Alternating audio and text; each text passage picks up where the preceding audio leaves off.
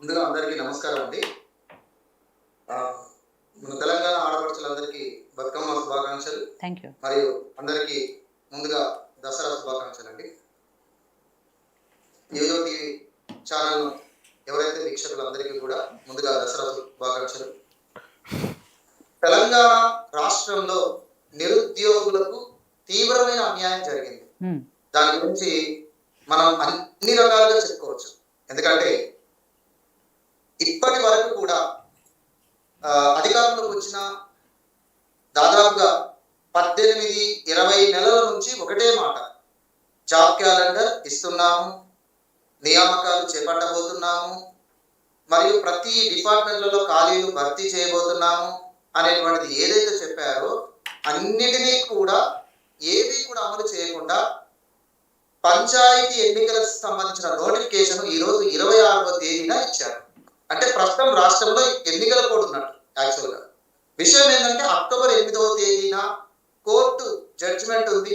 October 8వ తేదీ వరకు ఎన్నికల నోటిఫికేషన్ ఇవ్వకూడదు అనే ఉద్దేశంతో కోర్టు చెప్పింది. కానీ వాటన్నిటిని పక్కన పెట్టి ఎలక్షన్ నోటిఫికేషన్ ఇచ్చి ఈరోజు ఎన్నికల కోడ్ అనేటువంటిది అమలు చేస్తున్నారు. మరి అక్టోబర్ 8వ తేదీన కోర్టు జడ్జిమెంట్ ఏమొస్తుంది అనేటువంటిది కూడా వాళ్ళు వెయిట్ చేయలేదు. దీన్ని బట్టి ఎలక్షన్ నోటిఫికేషన్ ఇచ్చారు. మరి జాబ్ నోటిఫికేషన్స్ ఏమైనాయి? జాబ్ క్యాలెండర్ రీషెడ్యూల్ ఏమైంది? రీసెంట్ గా కొంతమంది పెద్దలు అన్నారు దసరాకు జాబ్ క్యాలెండర్ అన్నారు, దసరా తర్వాత జాబ్ క్యాలెండర్ అన్నారు. ఏది మరి? రేపే దసరా, జాబ్ క్యాలెండర్ ఏది?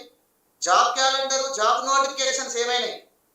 ఈరోజు ఎన్నికల నోటిఫికేషన్ తీసుకొచ్చారు, మద్యం నోటిఫికేషన్ తీసుకొస్తున్నారు, కానీ జాబ్ నోటిఫికేషన్ మాత్రం తీసుకురావట్లేదు. అసలు తెలంగాణ రాష్ట్రంలో ఎంత అన్యాయం అంటే నియామకాల విషయంలో అయితే చాలా తీవ్రమైన అన్యాయం.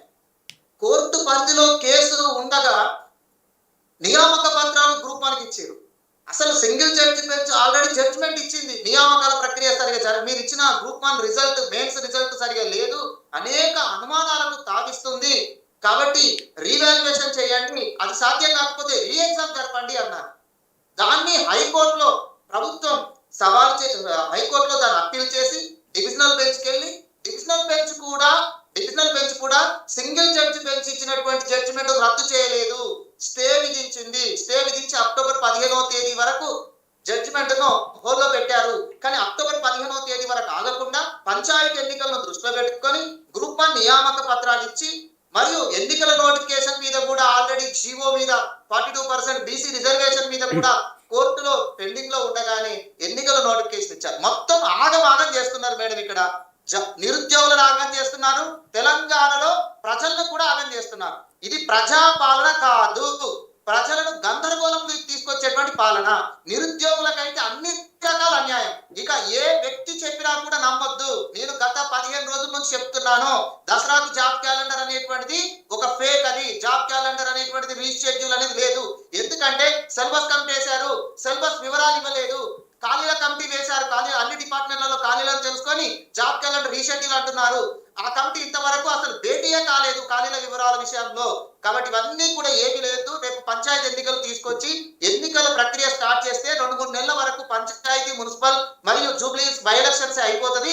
దీంతో 2025 పూర్తి అయిపోతుంది. ఎన్నికలు అయిపోయిన తర్వాత నిరుద్యోగుల గురించి తర్వాత ఆలోచించేది, ఇంకా ఆలోచించేది ఏమున్నది? ఎన్నికలు అయిపోయిన తర్వాత ఎవరేం చేయరు. ఈలోపు అశోక్ నగర్ ఖాళీ అవుతుంది, దిలుసు నగర్ ఖాళీ అవుతుంది, అన్ని ఖాళీ అయిపోతాయి.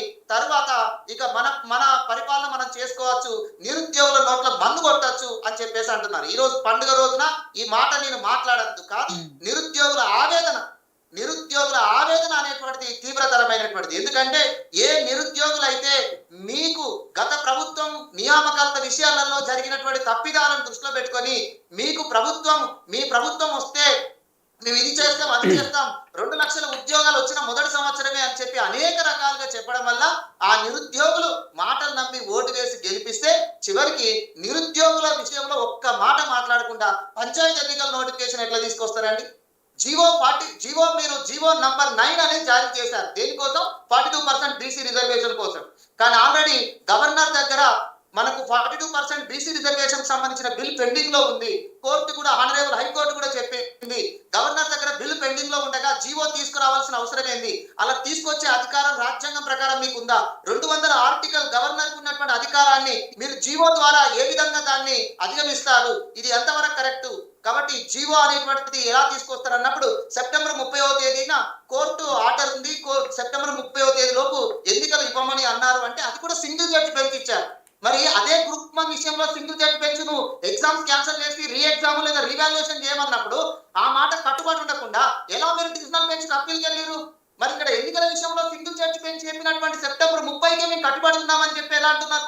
అక్కడేమో సింగిల్ జడ్జి బెంచ్ చెప్పినటువంటి దానికేమో కట్టుబడి లేదు, డివిజనల్ బెంచ్కి వెళ్తారు. ఎలక్షన్స్ విషయంలో మాత్రం మీరు సింగిల్ జడ్జి ఇచ్చినటువంటి జడ్జిమెంట్ బేస్ చేస్తాం, మేము ఎన్నికలకు ముందుకు వెళ్తున్నాం అంటున్నారు. కానీ డివిజనల్ బెంచ్ క్లియర్ గా చెప్పింది, ఎన్నికలకు రిజర్వేషన్ కి ముడిపెట్టకండి, మీకు అవసరమైతే ఎన్నికలు మరొక 10 రోజులు ఆపండి ఎన్నికల నోటిఫికేషన్ ఇవ్వడానికి. ముందు దీనికి సంబంధించినటువంటి దాని మీద క్లారిటీ రావాలి. అక్టోబర్ 8వ తేదీన విచారణ జరిగేంత వరకు మీరు ఎలక్షన్ నోటిఫికేషన్ ఇవ్వద్దని క్లియర్ గా మెన్షన్ చేశారు. అయినా ఎలక్షన్ నోటిఫికేషన్ ఇచ్చారు. ఈ రోజు ఎలక్షన్ నోటిఫికేషన్ వచ్చినా ఎవరు ఎన్నికలకు సిద్ధం లేదు. ఎందుకు అంటే ఈ ఎన్నికలు జరుగుతాయా జరగదా, అక్టోబర్ 8వ తేదీన ఏం జడ్జిమెంట్ వస్తుంది అనేటువంటిది వాళ్ళు చూస్తున్నారు.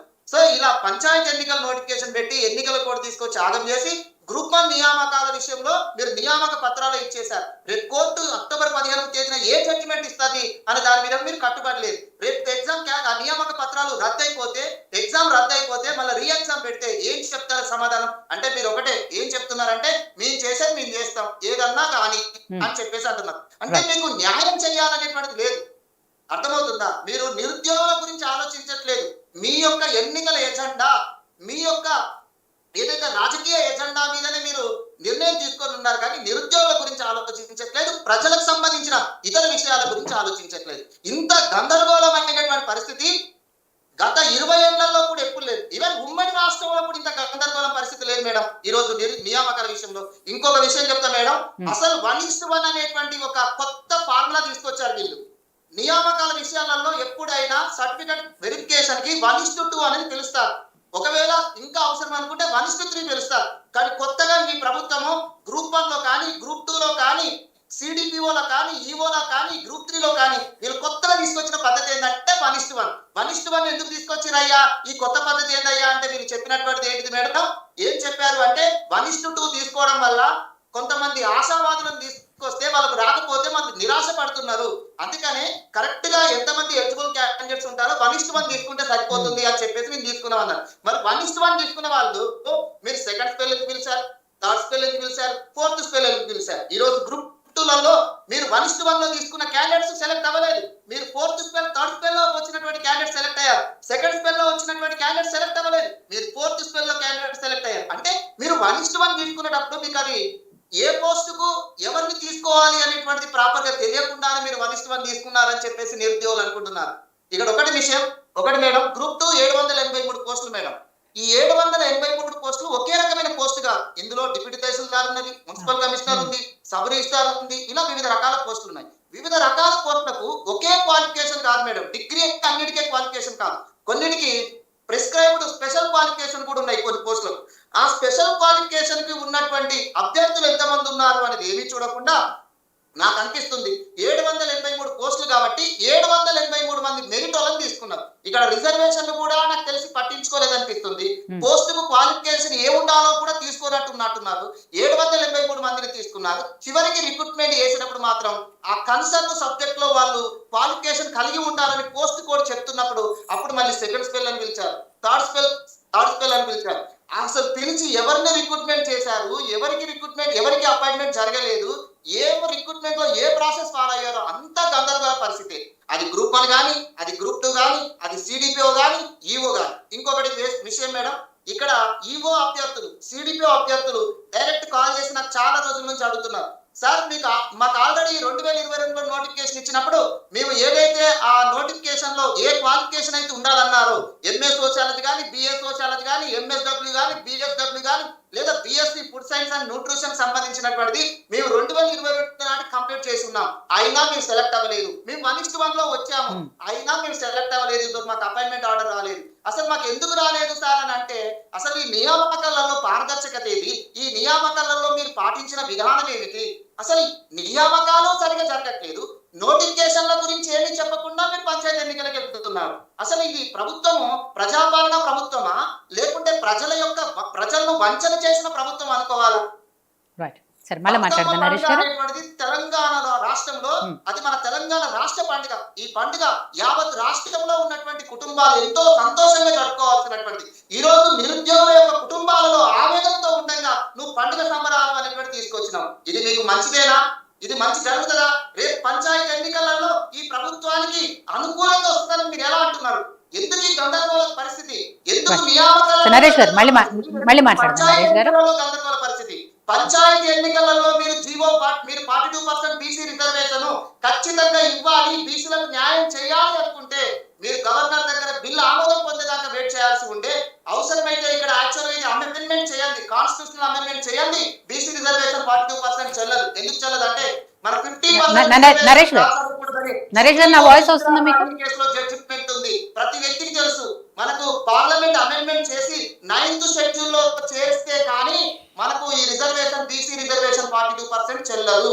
అది తెలిసి ఉండి కూడా మీరు అమెండ్మెంట్ చేసే విధంగా కేంద్ర ప్రభుత్వం మీద ఒత్తిడి చేయకుండా మీరు బీసీ రిజర్వేషన్ 42% అనేది ఒకటి ఆమోదించారు.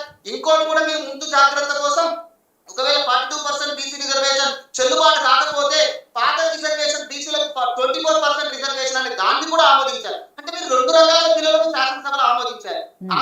గవర్నర్ పంపారు. ఇప్పుడు గవర్నర్ 42% రిజర్వేషన్ పెండింగ్ లో ఉంది. పెండింగ్ లో ఉండగా మీరు 42% బీసీ రిజర్వేషన్ కోసం జీవో జారీ చేశారు, జీవో నంబర్ 9 అని.